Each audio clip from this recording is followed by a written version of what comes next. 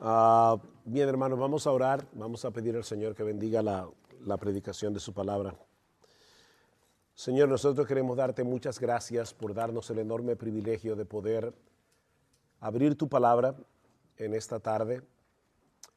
Cuando predicamos en estos talleres, Señor, no estamos tratando de simular que estamos predicando, no estamos haciendo un ensayo de predicación, estamos predicando tu palabra. Y cuando tu palabra es predicada, nosotros debemos postrarnos ante ella con respeto, con reverencia y con un oído y un corazón atentos. Ayúdanos ahora, Padre bueno, danos tu palabra, háblanos, porque te lo pedimos en el precioso nombre de Jesús. Amén y amén.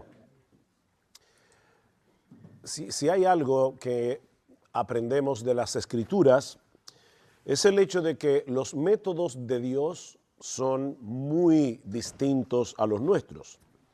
Un ejemplo de esto lo vemos en el hecho de que las características que Él suele buscar en los hombres no es precisamente las que nosotros, en la mayoría de los casos, solemos buscar y apreciar. Y la forma como Él usa a aquellos hombres que Él llama al ministerio muchas veces desafía nuestras expectativas. Como dice el famoso himno de William Cowper, nuestro Dios se mueve de maneras misteriosas. Esa es una de las grandes lecciones que nosotros aprendemos del capítulo 16 del primer libro de Samuel. De hecho, es una de las grandes lecciones de todo el libro. Si vemos primera y segunda de Samuel como un solo libro, una de las grandes lecciones del libro es Dios exalta a los humildes, pero Dios abate a los soberbios. Ahora, antes de pasar a considerar el contenido de este capítulo en particular, permítanme ponerlo en su contexto. Las historias que se narran en los primeros capítulos del libro de Samuel se encuentran en el período de los jueces. Y como ya nosotros sabemos y hablábamos en el taller anterior, fue una época muy oscura, política, religiosa, moralmente, en la nación de Israel. En el periodo de los jueces había un ciclo que se repetía una y otra vez de pecado, opresión, arrepentimiento, liberación, y luego volvía de nuevo pecado, idolatría normalmente, opresión de naciones vecinas, arrepentimiento, y luego Dios enviaba un Salvador. Y el estribillo del libro de los jueces nos prepara para la historia que se narra en el primer libro de Samuel, que como ya dijimos en el taller, va inmediatamente después del libro de los jueces. En aquellos días no había rey en Israel y cada cual hacía lo que bien le parecía.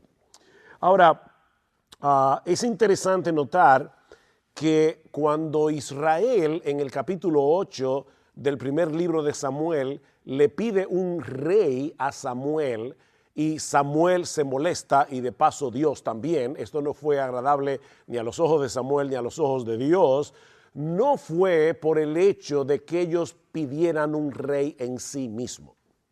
El problema de Israel es que ellos querían un rey como las demás naciones.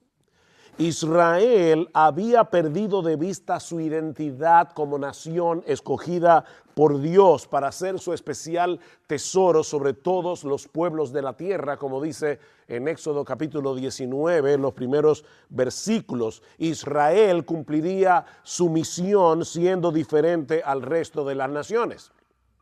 Pero en los días de Samuel, ellos no querían ser distintos, ellos querían ser iguales.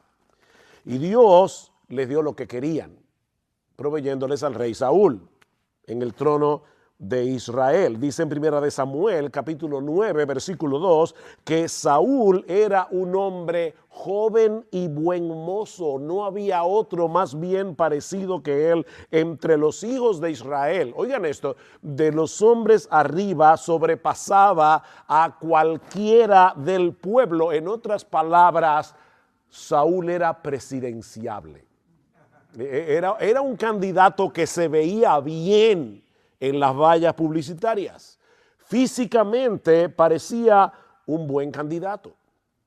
Pero como todos sabemos, su reinado fue un desastre. Saúl demostró de diversas maneras su falta de disposición a obedecer la palabra del Señor, hasta que él finalmente fue desechado. Él desechó la palabra, Dios lo desechó a él. Y es aquí donde entra en juego el personaje de David en el capítulo 16 de Primera de Samuel, que vamos a considerar en esta tarde. Y podemos dividir esta historia básicamente en 4 escenas.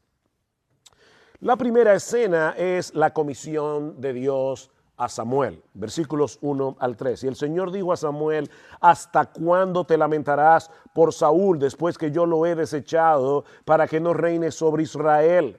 Llena tu cuerno de aceite y ve, te enviaré a Isaí, el de Belén, porque de entre sus hijos he escogido un rey para mí. Interesante palabra. He escogido un rey para mí. Y Samuel respondió: ¿cómo puedo ir? Cuando Saúl lo sepa, me matará. Y el Señor dijo: toma contigo una novilla y di, he venido a ofrecer sacrificio al Señor. Invitarás a Isaí al sacrificio y yo te mostraré lo que habrás de hacer. Entonces me ungirás al que yo te indique. Tomarás un rey para mí y tú me vas a ungir al que yo te indique. En el capítulo 15, el capítulo anterior, dice que Samuel le dice a Saúl que lo ha desechado como rey, que Dios lo ha desechado como rey. Y eso llena de tristeza el corazón de Samuel, porque Samuel no solamente lamentaba el fracaso personal de Saúl por no haber podido ser un buen mentor, por decirlo de alguna manera.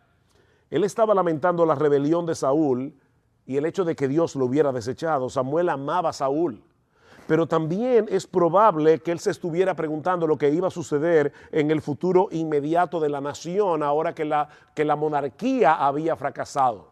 Todavía él no sabe que Dios tiene un as debajo de la manga. Él simplemente sabe que Saúl ha sido desechado en el capítulo anterior. ¿Debilitaría esto a la nación de Israel, dejándola a merced de sus enemigos? Samuel no tenía ni idea de lo que iba a suceder con Saúl, ni cómo su destitución iba a afectar la estabilidad política de la nación de Israel. Y es en ese contexto que Dios lo comisiona para ir a Belén, y más particularmente a la casa de Isaí, para ungir con aceite al sustituto de Saúl. Ahora, este ungimiento era una señal de consagración que simbolizaba la capacitación del Espíritu Santo para llevar a cabo la tarea que se le estaba encomendando a ese hombre, ya sea sacerdote, profeta, rey. En este caso era para ungir a un rey, de manera, mis hermanos, y esto es importante, que en un sentido literal, el hombre designado por Dios era el ungido del Señor. O sea, no olviden que la palabra Mesías es la palabra Cristo en griego, es la palabra ungido en español. Así que Samuel fue enviado a Belén a ungir a un Cristo con C minúscula, a un Mesías con M minúscula. Más adelante, en el versículo 13, vemos que en el mismo momento en que David es ungido por Samuel, el Espíritu del Señor vino poderosamente sobre David desde aquel día. Así que a partir de ese momento David vino a ser el Mesías de Israel, el Cristo de Israel, con M minúscula, con C minúscula. Ese término proveería el vocabulario que iba a usarse en el futuro para hablar del ungido por excelencia que Dios habría de proveerle a su pueblo. El Mesías con M mayúscula, el Cristo con C mayúscula, del cual David no era más que una sombra. Por supuesto, cuando Samuel recibe esta encomienda de parte de Dios, entra en pánico, porque él sabía una cosa: Saúl era paranoico. Al principio Saúl no quería subirse al trono, después que se subió no quería bajarse. Así que Samuel está aquí preocupado.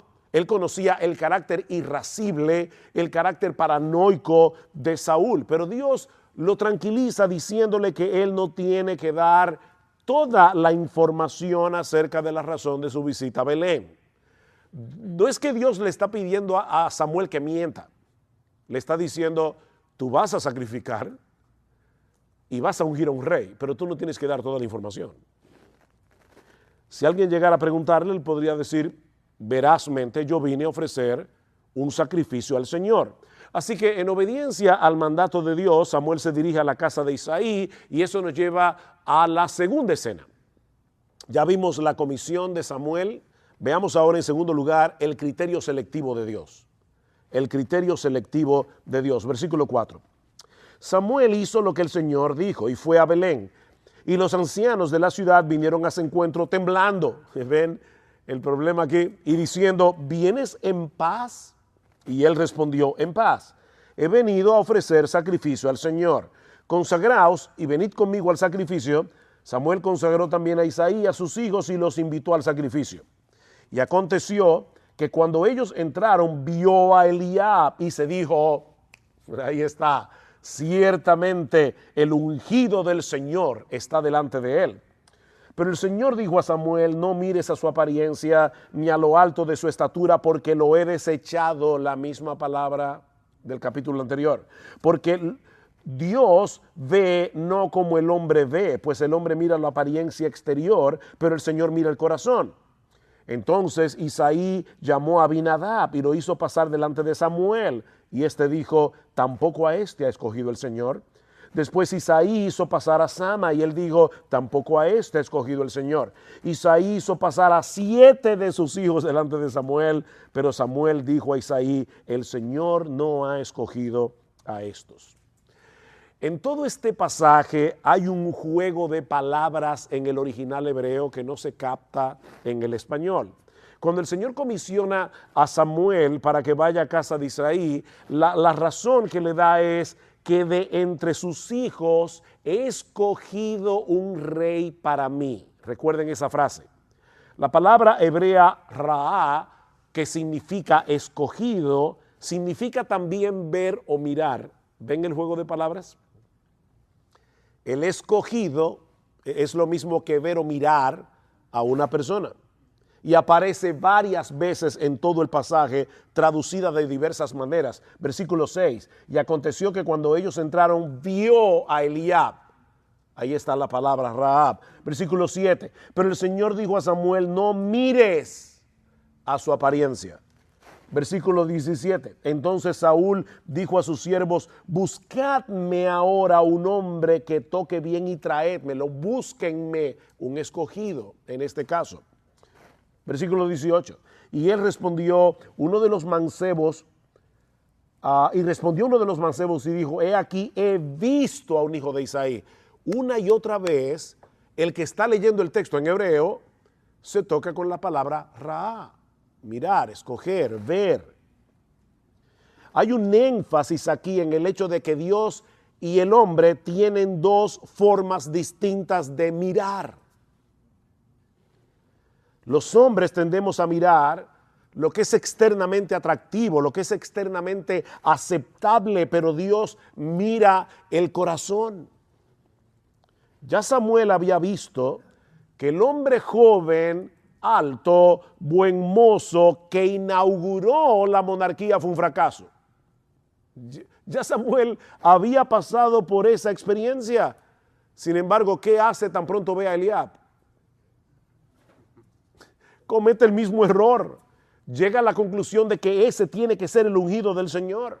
Ahora, mis hermanos, antes de juzgar duramente a Samuel, mirémonos a nosotros mismos en ese espejo.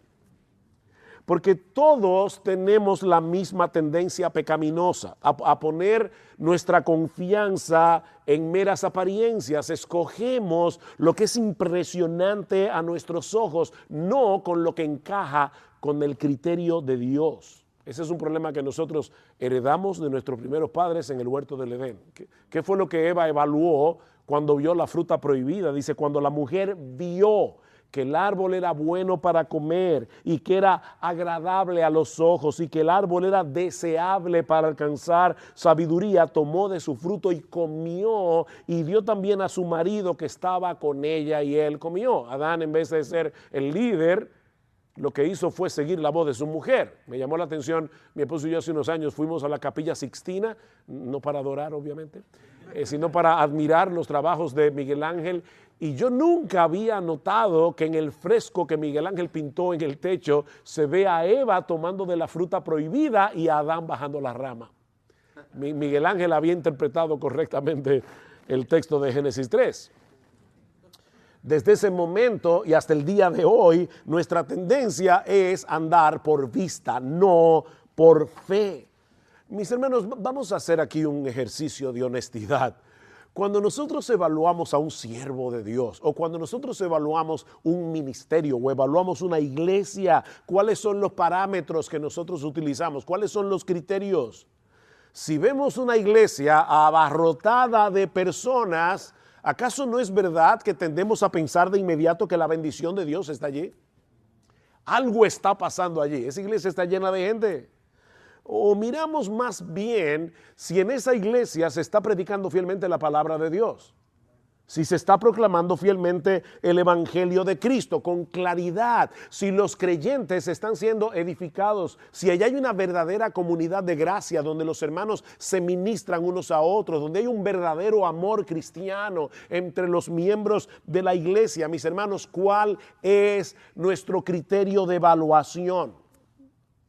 Ahora, debo aclarar que eso no quiere decir que el crecimiento numérico sea malo, ni tampoco que el no crecimiento sea bueno.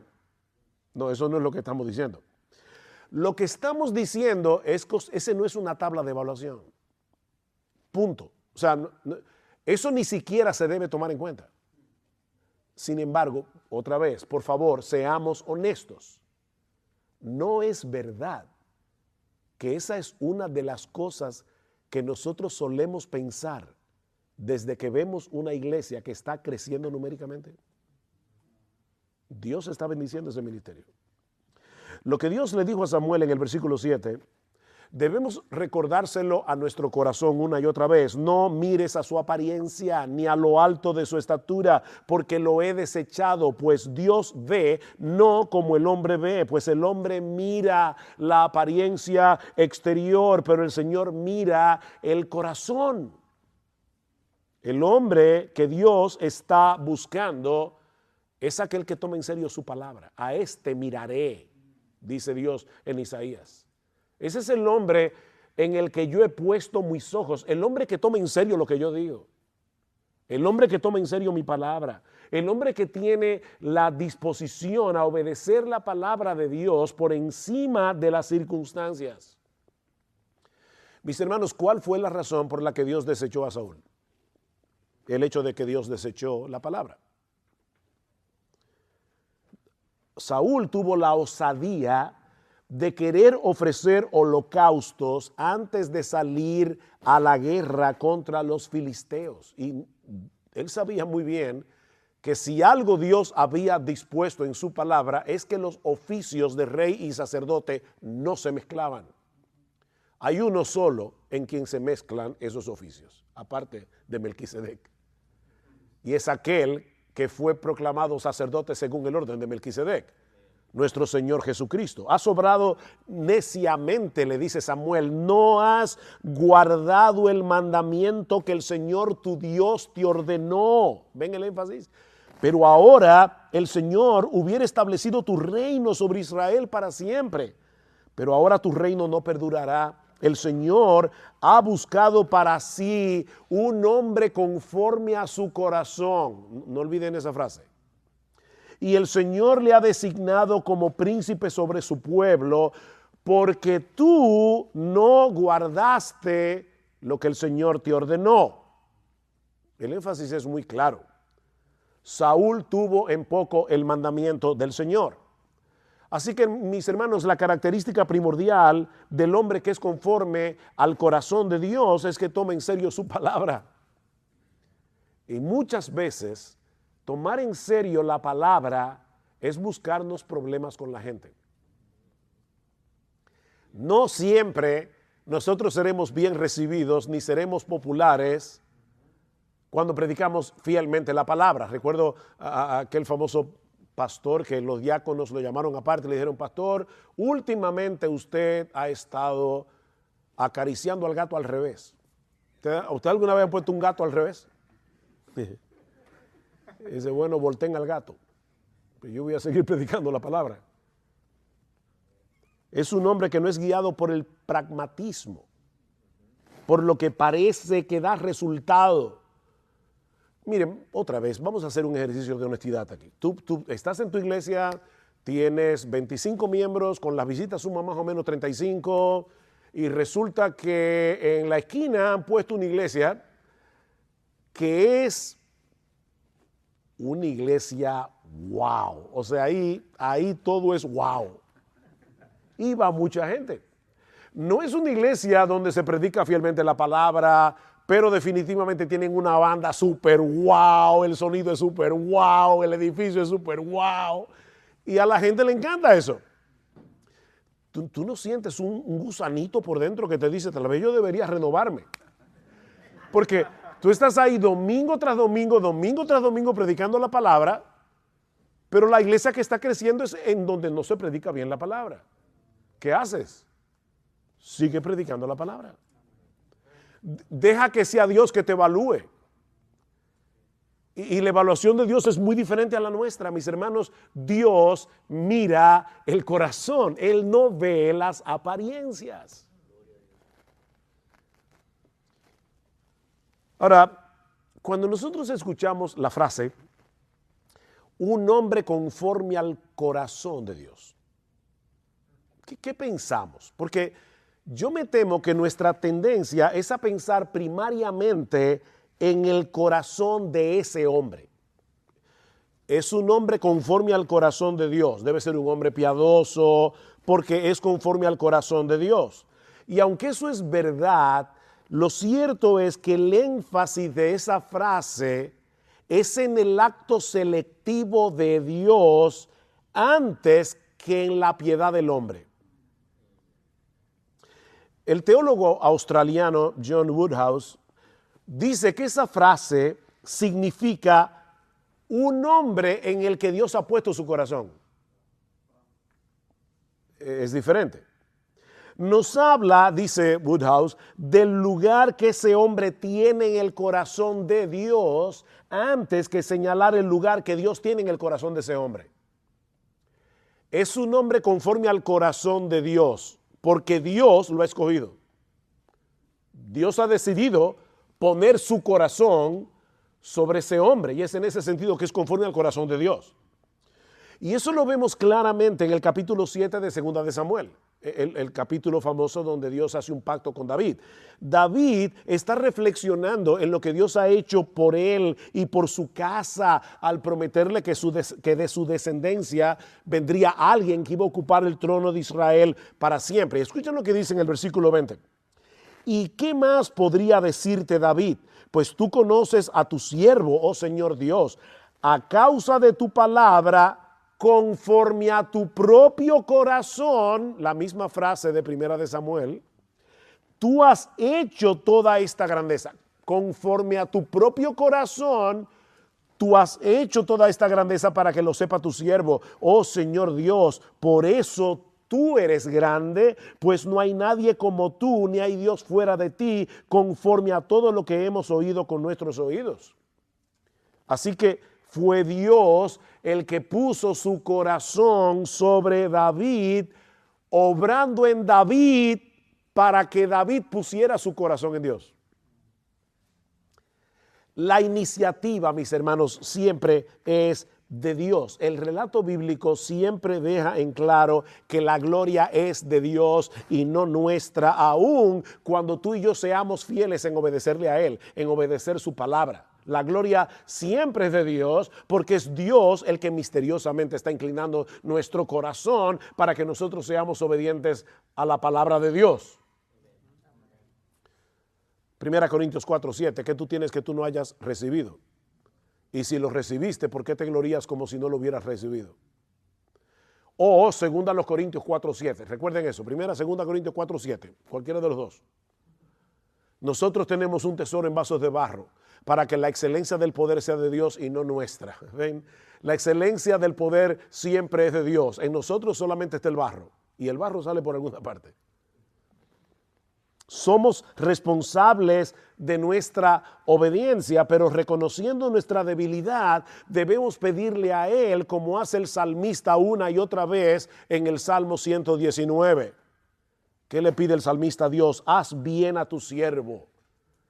Dame una casa más grande, un mejor carro. Era como decía un argentino, no es Greg, pero había un argentino que decía, la felicidad está hecha por las cosas pequeñas, un pequeño yate, una pequeña mansión.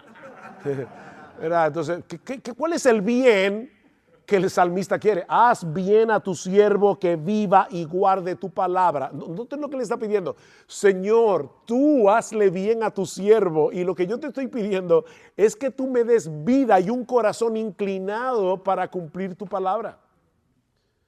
Versículo 36, inclina mi corazón a tus testimonios y no a la avaricia. Dios inclinó el corazón de David para llegar a ser un hombre conforme al corazón de Dios.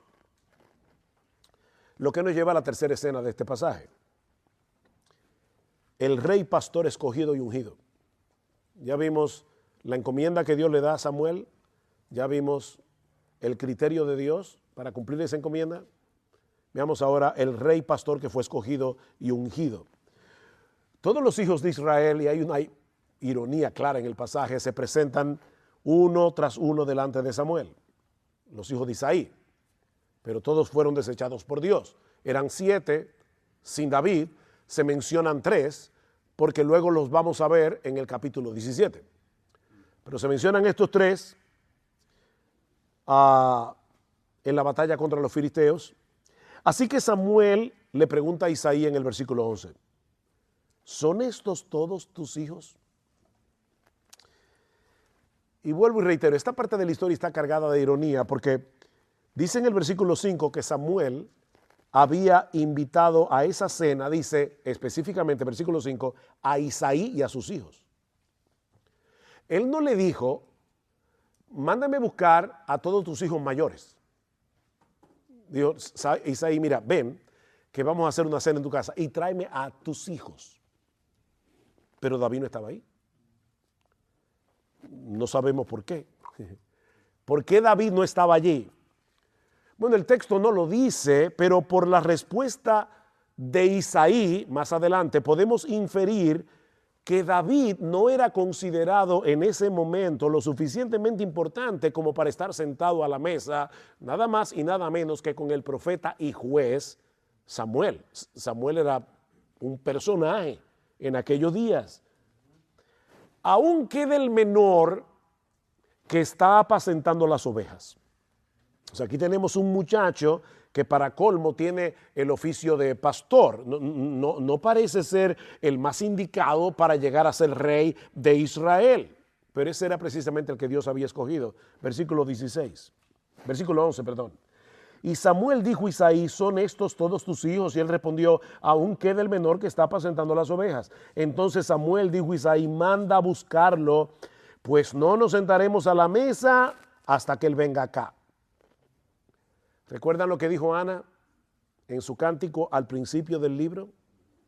Eso es lo que marca el tono del resto de la historia en primera y segunda de Samuel. Nuestro Dios abate a los soberbios, nuestro Dios exalta a los humildes. Esa es una constante en el libro de Samuel. De hecho, tanto en el capítulo 16 como en el capítulo 17 se resalta el hecho de que David era rubio y bonito. Por un lado, lo dice en el contexto de primera de Samuel 16, pero también lo dice cuando se enfrenta con Goliat. Es como decía uno de mis pastores este domingo que está predicando sobre la vida de David, dice que David parecía un dandy. O sea, como Goliat dice, ¿y es esto lo que va a pelear conmigo? Porque dice que David era rubio y hermoso. Y yo no creo, le decía a mi esposa, yo no creo que lo dijo en tono de alabanza a David. Lo que está diciendo es, y este figurín es el que viene a pelear conmigo. O sea que a todas luces, Es que David no podía ser el hombre escogido por Dios para llegar a ser rey de Israel. Eso no tiene sentido. Pero no solamente escoge al nuevo rey de entre el más pequeñito de los hijos de Isaí, sino que precisamente sea en la casa de Isaí. Ya eso de por sí era sorprendente. ¿Dónde vivía Isaí? En Belén. ¿Y qué era Belén? Nada. Belén no era nada, pequeña para estar entre las familias de Israel. O sea, cuando hacían el censo, a Belén a veces la pasaban por alto, la mezclaban con otra ciudad. ¿Han escuchado ese himno que dice, oh aldehuela de Belén, afortunada tú? Ya no se suele cantar ese tipo de himnos. Pero ¿qué es una aldehuela? Bueno, una aldea es chiquita. Aldehuela es más chiquita todavía. Oh aldehuela de Belén, afortunada tú. Belén era tan pequeña, yo recuerdo que toda mi familia es de Belén y yo me acuerdo que mi abuelo decía, fumaba como un murciélago, murió de hecho, lamentablemente, era un fumador empedernido, pero mi abuelo decía, mi abuelo era de otra ciudad que se llama Bet-Yala, que queda al lado, y mi abuelo decía, si tú enciendes un cigarrillo en Belén y te vas caminando hacia Bet-Yala, llega fumándotelo. No se acaba todavía, porque es que era cerquitica, eran pueblitos muy pequeños. Y de ahí fue que Dios escogió a un muchacho para ser rey en Israel. Ahora, eso tiene que haber sido un momento engorroso para Isaí y la familia. A nadie se le ocurrió buscar a David, invitar a David. Y ahora resulta que Samuel les da la orden de que todo queda en suspenso hasta que llegue el muchacho. Y tan pronto David entra en la casa, Dios le hace saber a Samuel que ese es el hombre. Versículo 12. Y envió por él y lo hizo entrar. Era rubio, de ojos hermosos y bien parecido. Y el Señor dijo, levántate, úngele, porque este es. Entonces Samuel tomó el cuerno de aceite y lo ungió en medio de sus hermanos, y el Espíritu del Señor vino poderosamente sobre David desde aquel día en adelante, y luego Samuel se levantó y se fue a Ramá. Perdón. Para Isaí era impensable que un pastor de ovejas literales, podía llegar a ser el rey de Israel.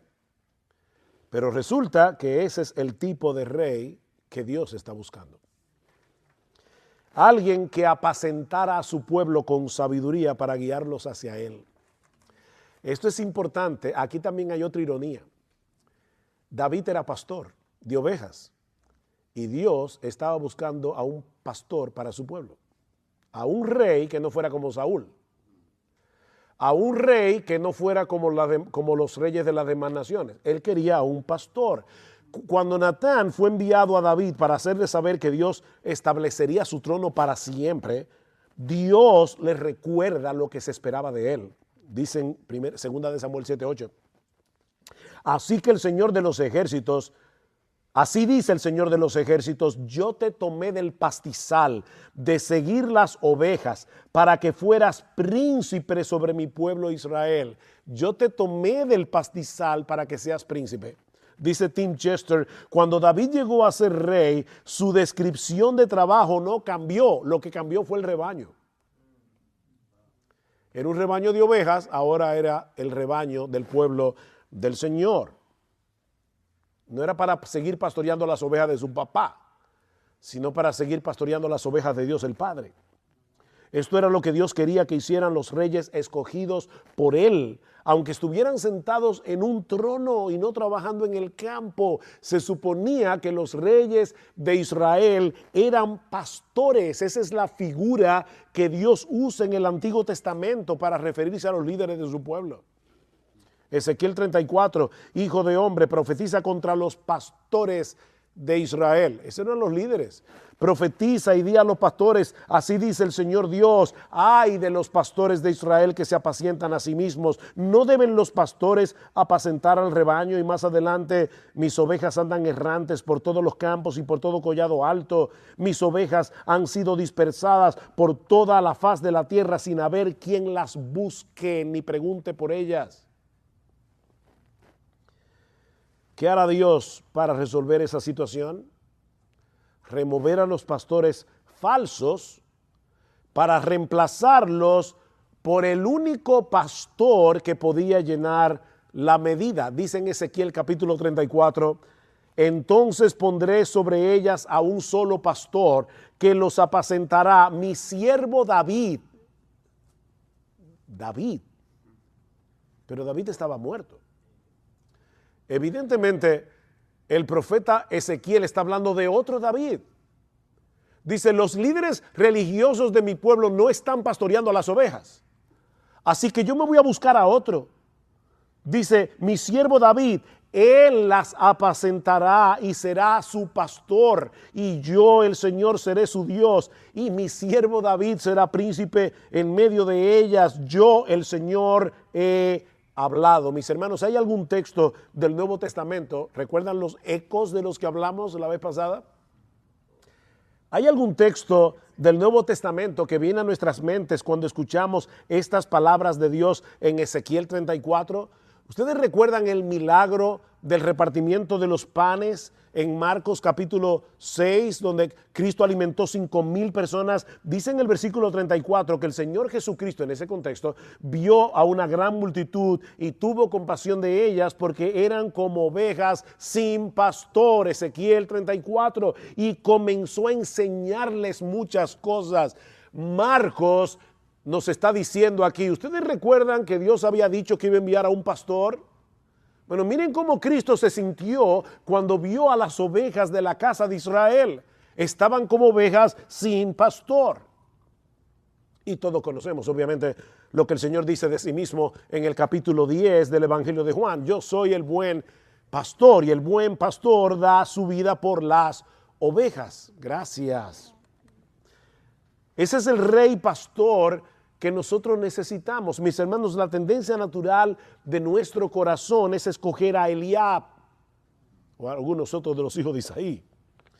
Pero el rey provisto por Dios es Jesús. Es un descendiente de David que ya está entronado en los cielos y a la diestra del Padre, y que algún día volverá para reinar junto a los suyos por los siglos de los siglos. Pero el ungimiento, la historia del ungimiento de David no concluye allí. Como vimos hace un momento, tan pronto David es ungido. ¿A qué hora fue que yo empecé? Ya estoy terminando. Me dieron media hora y yo respeto el tiempo. Tan pronto David es ungido, el Espíritu de Dios vino sobre él con poder. ¿Recuerdan? Pero ¿qué sucedió con Saúl? Eso nos lleva a nuestro último encabezado. El rey, conforme al corazón del pueblo, comienza a sufrir los estragos de haber sido abandonado por Dios. El rey no conforme al corazón de Dios, sino conforme al corazón del pueblo. Versículo 14. El Espíritu del Señor se apartó de Saúl. ¿Ven?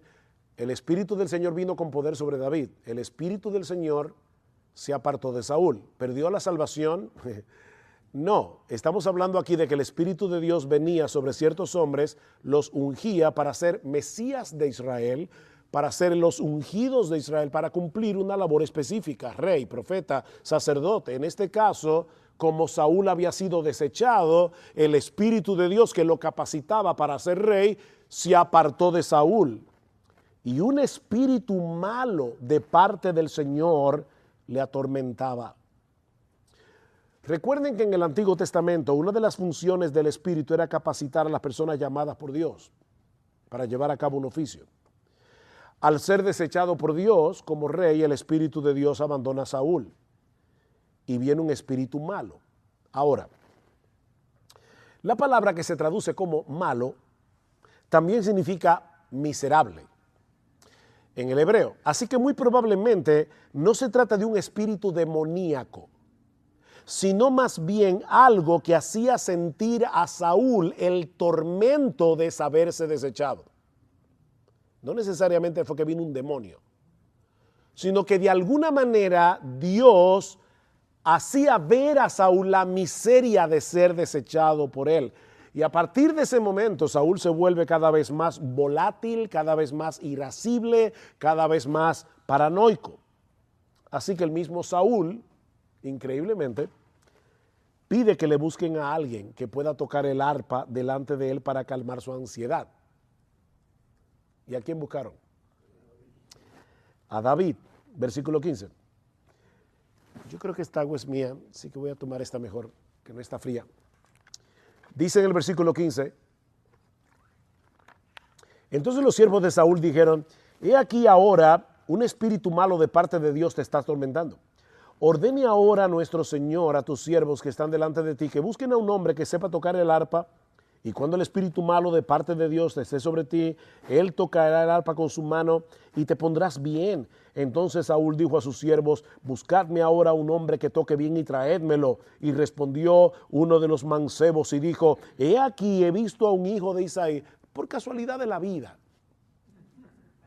O sea, ese mancebo que está en la corte de Saúl, se había topado con David, ¿no? Pura casualidad. Dice, versículo, he visto un hijo de Isaí, el de Belén, que sabe tocar, es poderoso y valiente, un hombre de guerra, prudente en su hablar, hombre bien parecido, otra vez, y el Señor está con él. Entonces Saúl envió mensajeros a Isaí y dijo, envíame a tu hijo David, el que está con el rebaño. Y yo imagino a Isaí diciendo, ay, mi madre. O sea, acaba de venir Samuel. David fue ungido. No van a cortar la cabeza. Por eso dice en el versículo 20, tomó Isaí un asno cargado de pan, un odre de vino, un cabrito, y los envió a Saúl con su hijo David. Llévale todos esos regalos. Porque el hombre pensó, probablemente, nos van a cortar la cabeza. De esa manera tan providencial, aquel que fue ungido en privado como rey de Israel, ahora es introducido en la corte de Saúl y halla gracia delante de sus ojos. Versículo 21. David fue a Saúl y le servía, y Saúl lo amó grandemente y lo hizo su escudero. Y Saúl envió a decir a Isaí, te ruego que David se quede delante de mí, pues ha hallado gracia ante mis ojos. Sucedía que cuando el espíritu malo de parte de Dios venía a Saúl, David tomaba el arpa, la tocaba con su mano, y Saúl se calmaba y se ponía bien, y el espíritu malo o miserable se apartaba de él. A partir de ese momento pasarían muchos años y muchas dificultades antes de que David pudiera sentarse en el trono de Israel. Noten, esto es interesante porque a diferencia de Saúl, que fue colocado en el trono casi inmediatamente después de haber sido ungido en privado, David iba a tener que esperar varias décadas. Al hombre conforme al corazón de Dios, no lo esperaba un futuro tranquilo. No lo esperaba un futuro sin problemas, porque Dios no obra como el hombre espera. Otra vez, hermanos, no podemos evaluar lo que Dios está haciendo a la luz de lo que nuestros ojos pueden ver, a la luz de lo que nuestro entendimiento limitado puede comprender. Nosotros comenzamos a hacer algo y de repente todo comienza a salir mal. ¿Y qué es lo primero que uno piensa? Parece que Dios no está conmigo. Esto no es de Dios. Oye, espérate, si David hubiera pensado así, jamás habría llegado a la conclusión de que él era el hombre conforme al corazón de Dios, que había sido ungido para ser el Mesías, con M minúscula, del pueblo de Israel. Mis hermanos, el hecho de que las cosas estén saliendo mal no quiere decir que Dios no está contigo. De hecho, el hecho de que las cosas estén saliendo bien no quiere decir que Dios sí está contigo. A Jonás le fue muy bien. Óyeme, llegar al puerto y encontrarse con un barco que estaba a punto de zarpar. Y precisamente hacia el lugar donde él quería, lo más lejos posible de Nínive.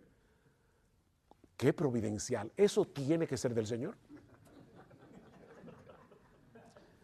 No era del Señor. Nuestro Dios se mueve por senderos misteriosos. Él ejecuta sus decretos de formas inesperadas, pero sus planes jamás pueden ser frustrados. Miles de años después, Dios cumplió lo que le había prometido a David al levantar a uno de sus descendientes, uno que se ha sentado en su trono. Pero mis hermanos, antes de llegar a su coronación, ese descendiente de David tuvo que pasar por la cruz. Primero la cruz, luego la gloria. Y de hecho, aún ahora que Jesús está entronizado en los cielos, sentado a la diestra del Padre, su gloria sigue escondida a los ojos del mundo. ¿Han pensado en eso? Es a ese Rey de gloria que nosotros servimos. ¿Y eso qué implica? Bueno, que nosotros seguimos a un crucificado. ¿Por qué esperamos que a nosotros nos traten de una manera diferente? ¿Por qué nosotros queremos servir y seguir a uno que sufrió la cruz, pero nosotros queremos inmediatamente el trono de gloria? Nosotros soñamos, ¿verdad?, con ese ministerio súper poderoso, tipo Spurgeon, ¿verdad?, que tú llegas allí y en menos de 4 meses ya no tienes 5,000 personas. Pero a veces te tocan ministerios como los de Simeon, Charles Simeon, por quien toma nombre el ministerio de Simeon Trust, que se pasó años y años y años predicando en el pasillo de la iglesia porque los miembros no lo dejaban entrar al lugar principal de la iglesia. Y ese hombre se pasó más de 20 años esperando que lo dejaran entrar en su iglesia. Y Dios bendijo poderosamente el ministerio de Charles Simeon. Pero nosotros queremos el de Spurgeon, que de paso sufrió muchísimo también. Otra vez, el hombre mira como lo que se ve, y el ministerio de Spurgeon indudablemente se veía muy exitoso, pero fue un hombre que sufrió muchísimo. Nosotros seguimos a un crucificado. Nosotros servimos en debilidad, llevando a cabo la obra de Dios con una metodología despreciada por el mundo. ¿Cuál es la metodología de Dios? Oh, pastor, tener un canal de YouTube. Nosotros tener conferencias súper multitudinarias. Tener un canal de televisión. No. Dios quiere simplemente usarte a través de la locura de la predicación. Eso no se ve atractivo. Pastor, mire, nosotros vivimos en otra época. Esta no es una época logocéntrica, es una época que necesita de videos, que necesita de un montón de estrategia para que la gente ver a la misma persona con la misma corbata, la misma ropa, por más casi una hora hablando la palabra. Eso no atrae a nadie. Bueno, atrae a los escogidos del Señor. Esa es la estrategia, es en debilidad. Mis hermanos, no olviden que la necedad de Dios es más sabia que los hombres y lo débil de Dios es más fuerte que los hombres. Los siervos que son conformes a su corazón no procuran ser pragmáticos, no procuran ser originales, procuran ser fieles a su palabra. 1 Corintios 4. ¿Qué se requiere de los administradores? Que cada uno sea hallado popular. No, se requiere de los administradores que cada uno sea hallado fiel, proclamando el evangelio de Cristo para la salvación de los pecadores, para la edificación de su iglesia, dejando los resultados en las manos de Dios. Tú predica. Lo que pase con esa palabra no es problema tuyo. Eso es problema de Dios. Tú predicas la palabra, suelta el león y deja que él se encargue. Oh, mis hermanos, ya el tiempo se nos fue de más. Que el Señor nos conceda seguir siendo fieles a Él, haciendo lo que Él nos ha encomendado muchas veces en medio de mucho sufrimiento, en medio de muchas dificultades, para que en el día de su gloria podamos escuchar de su boca: bien, buen siervo y fiel, en lo poco fuiste fiel, en lo mucho te pondré, entra en el gozo de tu Señor. Nosotros seguimos al descendiente de David, que al igual que David tuvo que sufrir muchas vicisitudes antes de llegar a la gloria. Él es el buen pastor y Él nos ha puesto en sus iglesias como pastores de su rebaño, para que pastoreemos al rebaño con ciencia y con inteligencia. Que el Señor nos ayude en ese sentido a imitar al buen pastor y ser fieles hasta el fin. Vamos a orar. Padre, queremos darte muchas gracias por habernos dado la oportunidad de predicar tu palabra. Gracias por revelarnos allí las maneras misteriosas como tú obras, para que no nos extrañemos cuando veamos a nuestro alrededor las cosas que ocurren cuando te estamos sirviendo fielmente. Ayúdanos, oh Señor, a seguir a nuestro Señor por donde quiera que Él va y no evitar el camino de la cruz, para que entonces, en su momento y en su tiempo, podamos llegar a la gloria. Alabado sea tu nombre en Cristo. Amén y amén.